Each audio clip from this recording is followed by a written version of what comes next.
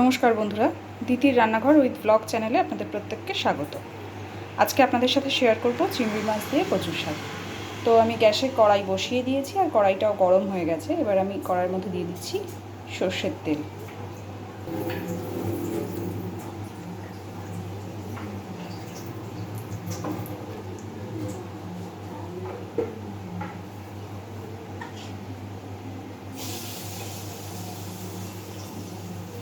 তেলটাকে আগে ভালোভাবে গরম করে নেব। আমার তেলটা সুন্দরভাবে গরম হয়ে গেছে। এবার আমি চিংড়ি মাছগুলো আগে ভেজে নেব।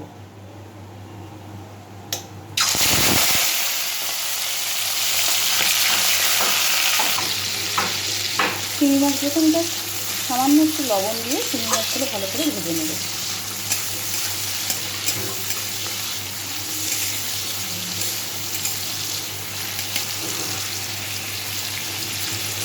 খুব বেশি ভাজার দরকার নেই।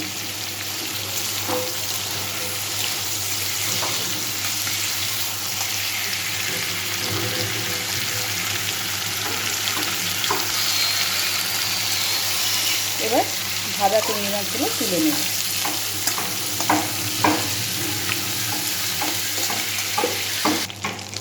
এই তেলের মধ্যে এবার আমি ফোড়নে দিচ্ছি একটু কালো জিরে, আর দিচ্ছি রাঁধুনি।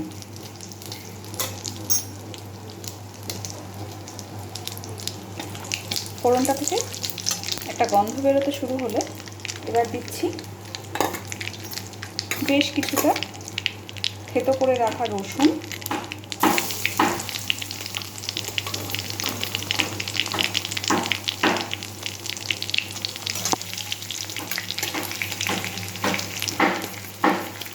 আর দিচ্ছি চেরা কাঁচা লঙ্কা।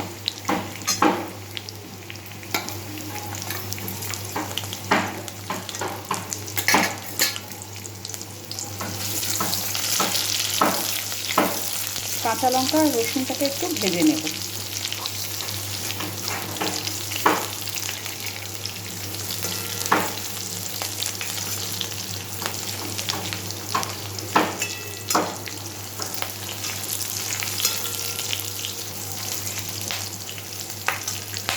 আর লাল করে ভাজবো না। এবার এর মধ্যে আমি দিয়ে দেবো কচু শাকটা। আমি কচু শাকটা আগে থেকেই সিদ্ধ করে রেখেছি। এবার সিদ্ধ করে রাখা কচু শাকটা আমি দিয়ে দিচ্ছি।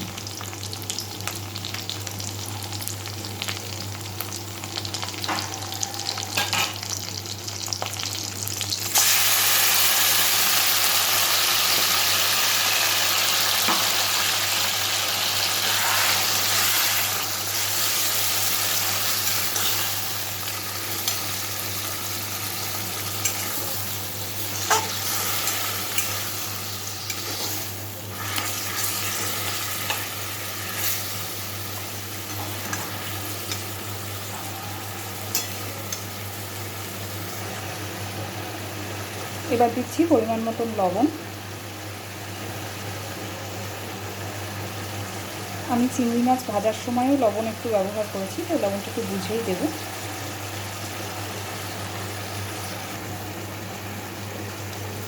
দিচ্ছি সামান্য একটু মিষ্টি।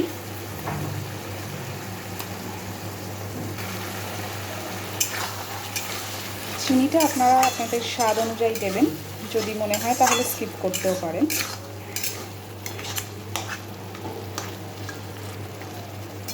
এবার এর মধ্যে দেব হলুদ গুঁড়ো।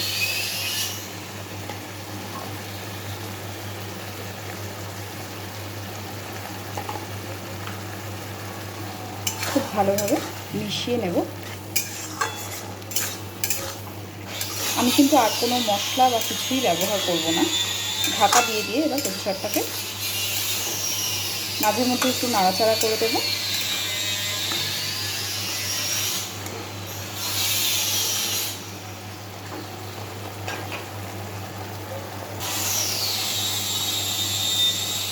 দেখুন, এবার আমি কচু শাকটা ঢেকে দিচ্ছি। ঢাকনাটা তুলে এবার একবার দেখে নেব।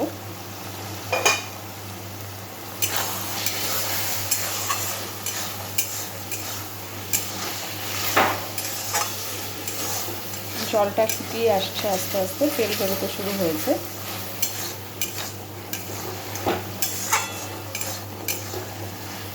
আরও মিনিট 2-3 এইভাবে রেখে দেব।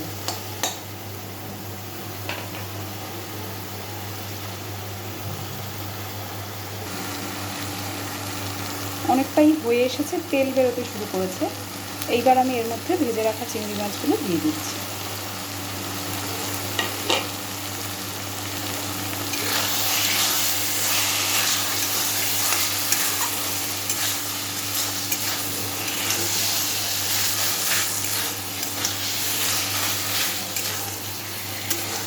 ভালোভাবে মিশিয়ে দিয়ে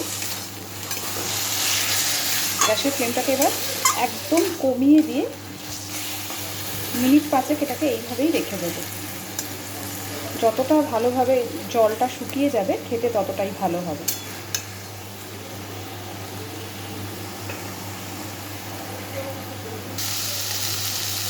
দেখুন বন্ধুরা, আমার কিন্তু কচু শাকটা এবার আস্তে আস্তে তলায় লেগে যাচ্ছে, মানে এটা সুন্দরভাবে জলটা শুকিয়ে গেছে, কড়াইটা আস্তে আস্তে লেগে যাচ্ছে, ভাজাটাও সুন্দর হয়ে গেছে। খুব সহজে, খুব তাড়াতাড়ি কিন্তু রান্নাটা এইভাবে হয়ে যায়। একদম কমপ্লিট। এবার আমি গ্যাসের ফ্লেমটাকে অফ করে দেবো।